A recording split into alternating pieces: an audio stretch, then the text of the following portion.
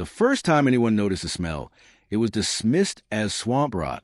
Summer heat could sour anything in Dry Creek, and the stagnant air made every yard reek of mildew, gasoline, or old trash. But when the growling started, deep, guttural snarls carrying to thin pines at night, the neighbors turned up their televisions and prayed it wasn't their problem. Nobody wanted to knock on the Wilkes' door.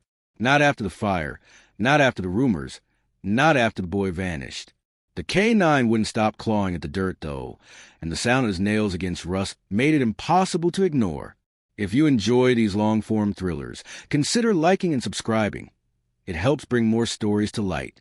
Sheriff Mara Keegan leaned her elbow against the cruiser's window frame, cigarette dangling from her lips, and squinted at a house at the end of Larkspur Road. The Wilkes property. Always the Wilkes property. The place looked like it was sinking into itself. Peeling paint. Porch swing hanging crooked on one rusted chain. Yard choked with weeds that rattled like bones when the wind shifted. Rook, the county's only K9 unit, stood rigid in the back seat of Deputy Conrad's SUV, nose pressed to glass, hackles raised. He had been like that since they pulled onto the road, a low vibration of a growl stuck in his chest. "You sure it ain't just a dead raccoon?" Conrad asked, chewing a toothpick like it was all that kept him upright. Mara took a drag, exhaled smoke through her nose. If it were a raccoon, he wouldn't be losing his mind. That dog smells something else. Conrad followed her gaze toward the Wilkes yard. There, in the far corner, near the tree line, stood a rust-streaked barrel half buried in weeds. The metal caught the morning light in dull patches of orange and brown, as though it had bled for years. Rook barked sharply, startling both deputies. "Christ," Conrad muttered. "That barrel's been there forever. Kids used to dare each other to touch it. Then why's the dog acting like the devil's inside?"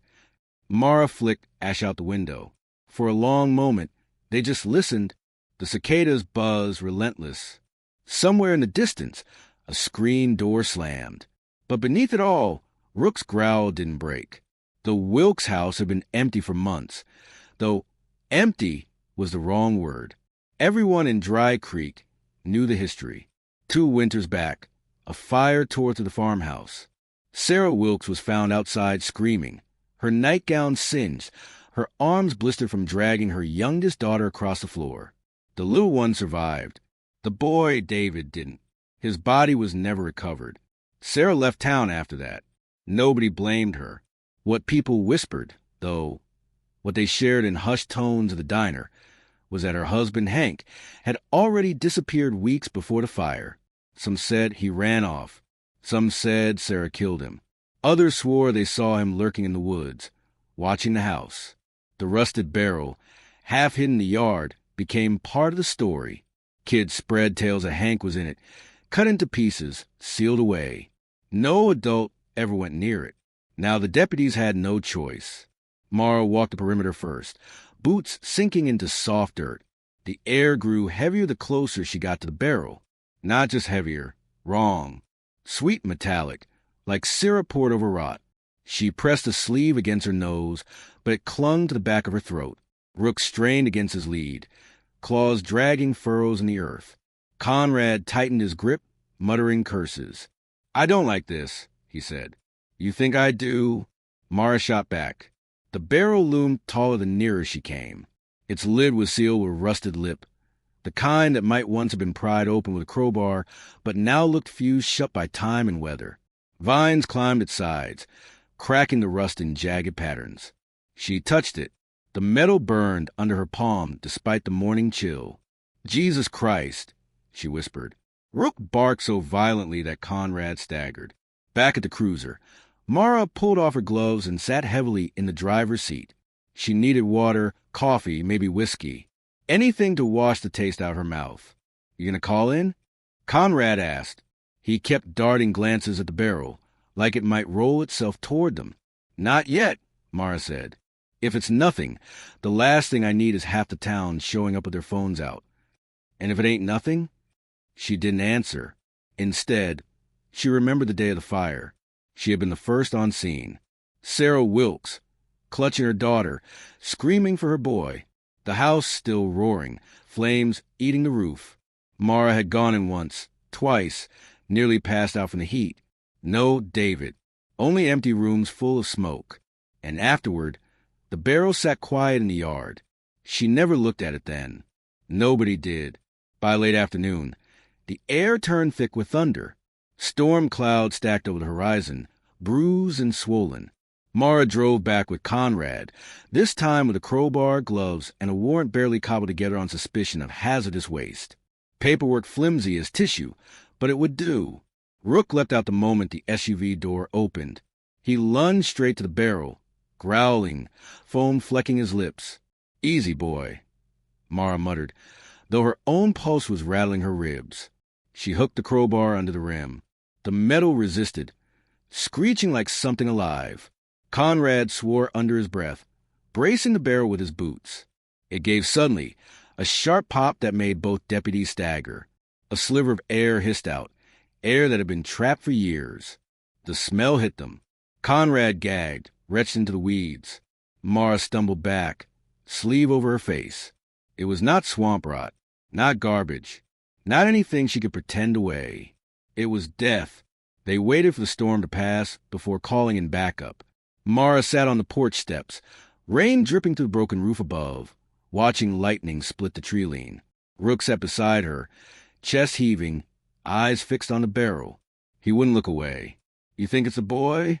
Conrad asked, voice raw. Mara closed her eyes. The smell clung to her hair, her clothes, her skin. "I think we'll wish it was." The storm swallowed the last of the light, leaving the yard in shadow. Somewhere, faint but unmistakable, came the creak of wood from inside the abandoned house. Mara's eyes snapped open. The house had been empty for months. Or so everyone believed. The storm rolled east by dawn, leaving Dry Creek slick with mud and silence. Sheriff Mara Keegan stood on the Wilkes porch, her jacket heavy with rain, boots coated in clay.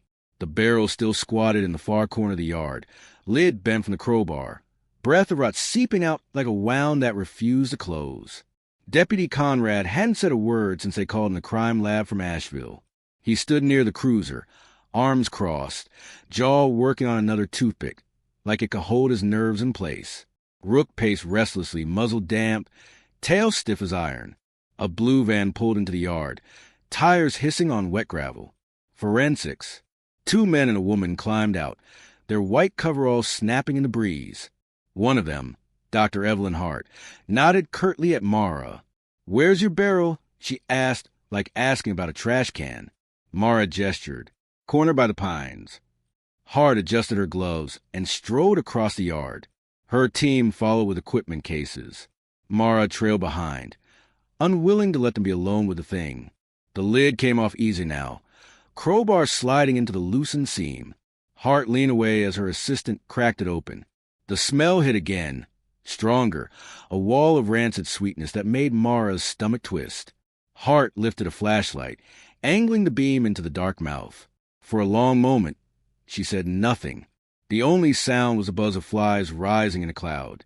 Then softly, "Human remains." Mara swallowed hard. Her throat felt carved hollow. Conrad muttered, "Christ Almighty," and staggered off toward the ditch to spit bile. Hart crouched careful, not skeletal.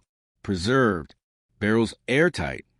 The flashlight beam glinted off something pale, waxy, flesh that hadn't rotted clean.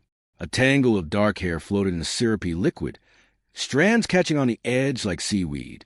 Mara had seen bodies burned, drowned, shot, but this was different. The body had been stored, hidden, kept.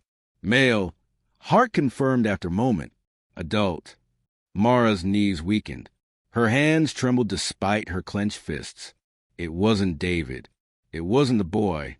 That left only one possibility. "Hank Wilkes," she whispered. News traveled faster than the rain dried. By noon, half the town knew the Wilkes property was swarming with uniforms. The diner's phone buzzed nonstop, gossip layered with fear.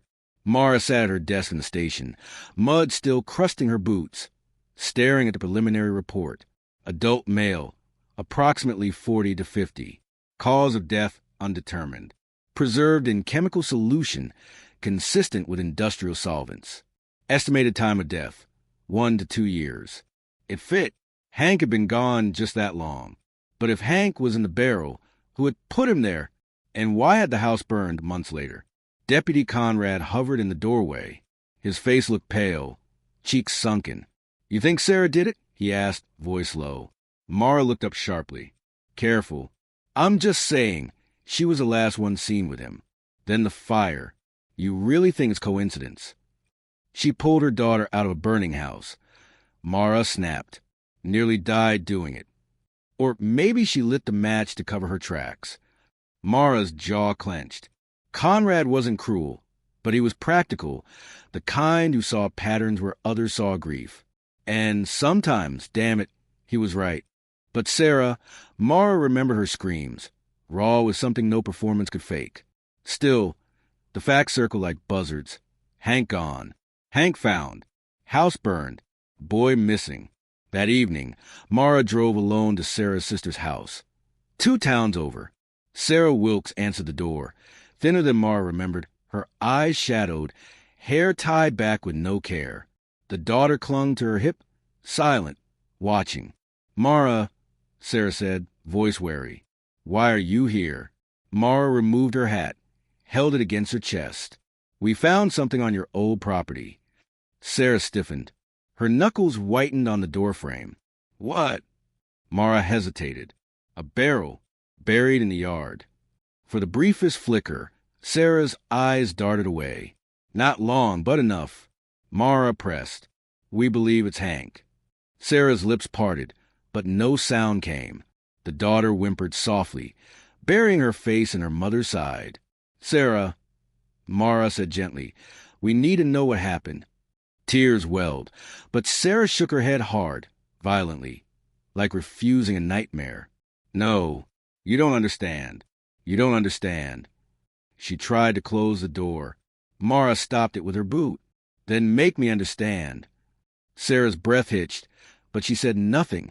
She pulled the girl close, trembling, then shoved the door shut with all her strength. The latch clicked. Mara stood on the porch, hat dripping rainwater onto her boots, heart pounding. Behind the door, she thought she heard muffled sobbing. Or maybe it was a child humming. Back in Dry Creek, Rook refused to settle. He paced the station hall, nails scraping tile, barking at shadows. Conrad muttered, "That dog's going to drive me insane." Mara scratched the shepherd's neck, though his muscles quivered with tension. He didn't want comfort. He wanted something else. That night, Mara dreamed of the barrel. She dreamed it was taller, endless, her reflection staring up from dark liquid. A hand reached from beneath the surface, pale and slick, clutching her wrist with bone-crushing force. When she woke, her sheets were damp with sweat. The autopsy report landed 2 days later. Cause of death, blunt force trauma to the skull. Perimortem injury. No evidence of fire exposure. Approximate date, 18 to 24 months prior. Mara slammed the file shut. Hank Wilkes hadn't burned. He hadn't run. Someone had killed him, sealed him away. The timeline gnawed at her. Hank died. Months later, the fire gutted the farmhouse. The boy vanished. It didn't line up unless someone wanted it that way. That evening, Mara returned to the Wilkes property. The forensics team had cleared out, leaving only churned mud and crime tape fluttering in the breeze. The house loomed dark, windows black sockets. Rook sniffed along the porch, whining. Then he froze, ears sharp, nose pointed at the sagging doorway. Mara followed cautiously. The boards creaked under her weight. Inside, the air was still heavy with smoke and mildew. Char marks streaked the walls. Furniture collapsed into ash heaps. She shone her flashlight across the floorboards. Something glittered faintly in the beam. She crouched. A small object, half buried in soot. A child's shoe. Her stomach lurched. The boy, David, had never been found. Mara cradled the shoe in her gloved hand, thumb brushing melted fabric. She closed her eyes and for first time in years let the memory in. Sarah screaming his name into the fire, the empty rooms, the unanswered prayers. "Sheriff." Conrad's voice startled her. He stood in the doorway, face pale. "What?" He pointed toward the corner of the living room. Something was scratched into the scorched wall. Not recent, but not from the fire either. 3 words, gouged deep into the wood. Dad is here. Back at the station, Mara spread photos across the desk. The barrel, Hank's remains, the shoe, the carved words. Conrad hovered. Kid writes that, what does it mean? Mara rubbed her temples. It means he knew. David knew his father was dead, or dying, and he left us a message. Conrad frowned. You're assuming the boy even made out of that fire. Mara glared. Don't. I'm saying what we all think. The boy's gone, Mara. Always was. Her chest tightened. She didn't believe that. Couldn't. But the shoe burned in her hand like proof. Late that night, Mara sat alone in her office. Files stacked like walls, coffee gone cold. The rain had started again, ticking against the windows. She opened her drawer and pulled out the one photograph she kept hidden. David Wilkes, gap-toothed smile, baseball cap too big for his head. Taken at the church picnic a week before the fire. She traced his face with her thumb. If Hank was in the barrel, and David had written that message, then Sarah knew more than she admitted. But there was one question Mara couldn't shake. If Hank was dead all along, then who had been watching the Wilkes house, night after night, as neighbors swore, the sound of scratching broke her thoughts. Rook sat at the door, pawing at the wood, growl low and urgent. Mara froze. The hallway beyond was empty, but she could smell it, faint, sickly sweet. The same stench from the barrel, inside her station. The smell threaded through the station like smoke, subtle but undeniable. Mara rose slowly, hand resting on her holster, eyes scanning the dim hallway. Rook's growl deepened, vibrating against the tile floor. Conrad, she called. Her voice echoed back, hollow. The station was nearly empty at night. Conrad had gone home hours ago. Only the faint buzz of fluorescent lights and the tick of the wall clock answered. The smell grew stronger, dragging memories of the barrel's sour rot into her throat. Rook lunged suddenly, claws scrambling against the floor, and barreled down the hall toward the evidence room. Damn it! Mara sprinted after him. The evidence door stood ajar. She knew she'd locked it. Inside, shelves lined with tag boxes loomed like shadowed sentinels. Rook snarled at the back corner, teeth bared, tail rigid. Mara raised her flashlight, heart pounding. The beam caught movement. A figure stood hunched against the wall, clothes ragged, hair hanging in filthy strands. A boy's frame. Her breath caught. David. The figure flinched from the light, raising an arm across its face. The skin was pale, waxy, almost luminous. Not a boy. Not anymore. The stench rolled out in waves. Mara's finger twitched on the trigger. Stay back, she ordered. The figure didn't move. Then it lowered its arm, and she saw the eyes, wide, glassy, brimming with something that was not entirely human. Her knees weakened. It was David's face, but drawn hollow, as though preserved like the body in the barrel. Dad is here, he whispered, voice cracked. Mara staggered back. Rook lunged. The figure bolted, impossibly quick, slipping through the doorway and vanishing into the dark hall. Mara chased, boots pounding, flashlight beam jittering across walls. The building seemed endless, corridors stretching too long, shadows moving where they shouldn't. David! She shouted, though her throat tore at the name. She turned a corner. Empty. Another. Nothing but her own breath echoing. Rook barked furiously, scratching at the exit door. Outside, they burst into the rain-slick night. The parking lot was empty, but the smell lingered, caught in the storm. By morning, Mara told Conrad nothing. How could she? No report would accept boy presumed dead appears wax-skinned in station. Whispers about father. He'd think she'd lost her mind. Instead, she sat through the coroner's briefing, nodding absently as Dr. Hart detailed the chemical solvents, the blunt force trauma, the estimated timeline. Hank Wilkes had been murdered. That much was certain. But the boy, David, his fate was slipping from certainty into something worse. That evening, Mara drove back to Sarah's. She couldn't keep circling the truth. Sarah opened the door cautiously, daughter peeking from behind her skirt. Sarah, Mara said, I saw him. Sarah's face drained of color. She didn't ask who. She knew. Where? At the station. Sarah pulled her daughter close, shaking her head violently. You should have left it alone. Once you open it, it doesn't stop. Open what? Mara demanded. The barrel. Her eyes glistened with tears. It wasn't just a grave. It was the trap. Mara felt her breath catch. You're saying Hank. He wasn't right, Sarah whispered. Before he disappeared, he did things. Said he found a way to live forever. Chemicals, rituals. He scared David half to death. I thought he was drunk.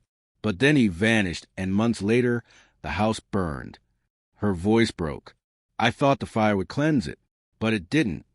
Mara's pulse hammered. You're telling me Hank put himself in that barrel? Sarah's silence was answer enough. Back in her cruiser, Mara sat gripping the wheel until her knuckles turned white. The storm clouds gathered again, pressing low over the trees. If Sarah was right, Hank hadn't just been a victim. He had engineered something, a way to tether himself beyond death, and David had been caught in it. That night, Mara dreamed again. She stood in the Wilkes yard, barrel split open, liquid spilling like black honey. Hank Wilkes crawled out, skin sloughing in sheets, grin stretched too wide. Behind him, David's small hands clawed at the ground, eyes pleading. Mara woke to Rook's growl. The dog stood rigid at the window, teeth bared. Outside, by the treeline, a figure watched. She drove back to the property the next morning. Couldn't stay away. The barrel was gone, hauled off for testing, but the ground still stank of chemicals. The house sagged in silence. Rook pulled at the leash, dragging her to the back door. Inside, the air was heavy, as if the fire still smoldered. She climbed the stairs carefully. Half the floor was collapsed, but David's room remained. Posters curled from the walls. A baseball glove lay charred on the dresser, and scratched deep into the headboard. He won't stay down. Mara's throat went dry. The message wasn't for Sarah. It wasn't even for her. It was for anyone who came after. As dusk fell, Conrad met her at the house. His jaw was tight, his eyes bloodshot. I've been thinking, he said, about the barrel, about the boy. You're holding back. Mara bristled. You don't know what you're talking about. I know you saw something, he pressed. I can see it in your face. She turned away, but he grabbed her arm. Mara, if you don't tell me, we're both dead. Something in his grip, his tone, made her stomach sink. Conrad, she said slowly, what did you do? His silence was answer enough. Her blood chilled. You knew. He let her go, shoulders sagging. I was there that night. Not the fire, before. Hank came to me, drunk, raving about cheating death. He wanted me in on it. I told him no. He swung at me. I hit back, harder than I meant to. Mara stared in horror. I thought he was dead, Conrad whispered. I panicked, put him in the barrel, thought it was over. Her heart thundered. The betrayal was knife-sharp. Her deputy, her partner, and the boy, she demanded. Conrad's face twisted. I don't know, but if Hank came back, maybe David never left. The floor above groaned. Both looked up. Rook snarled, teeth flashing. Mara drew her gun. Stay behind me. But Conrad shook his head. No, this is mine. Before she could stop him, he climbed the stairs. The house went still, listening.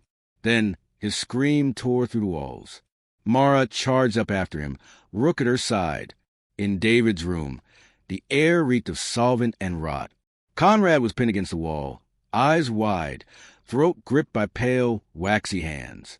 David, if it was David, stood in shadow, face blank, eyes glistening with an unnatural sheen. David, Mara cried. The boy's head tilted, jerky, unnatural. His lips parted. Dad is here. And from the darkness behind him, something moved. Something larger, heavier. Hank Wilkes, or what was left of him. Mara fired. Bullets tore through the figure, but it kept coming, body jerking with each impact. Rook lunged, sinking teeth into its arm, but the flesh barely tore. Conrad thrashed free, gasping. "Burn it," he shouted. "It's the only way." Mara's eyes darted the collapsed floor, charred beams below. Fire. The house had burned once. Maybe that was why. She grabbed Conrad's lighter from his pocket, flicked the flame. For a second, the small fire felt laughable against the hulking shape advancing. Then she hurled it into the debris. The room roared alive. Flames licked up the walls, devouring rot and wood alike. David shrieked, a sound that split marrow. Hank bellowed, voice both human and not. Mara dragged Conrad back, Rook snapping and pulling with her. They stumbled into the yard as the house collapsed in flames, smoke curling into the storm-heavy sky. Hours later, soaked and shivering, Mara sat on the hood of the cruiser. Fire crews poured water over blackened ruins. No bodies recovered yet. Maybe there never would be. Conrad sat nearby, head in his hands. He had confessed enough. His secret role in Hank's death, the barrel, the cover-up, his career was finished. Maybe his freedom, too. But Mara felt no triumph, only a hollow ache. David's face lingered in her mind. That whisper, "Dad is here." Rook lay at her feet, finally calm, eyes closed. The dawn broke pale over Dry Creek, painting the ruins in soft gray light. Mara pulled the photograph of David from her pocket. The boy grinned, whole and alive, forever frozen in the picnic sunlight. She closed her eyes. "I'm sorry, kid," she whispered. The wind shifted. The smell was gone. For the first time in years, the Wilkes property was silent.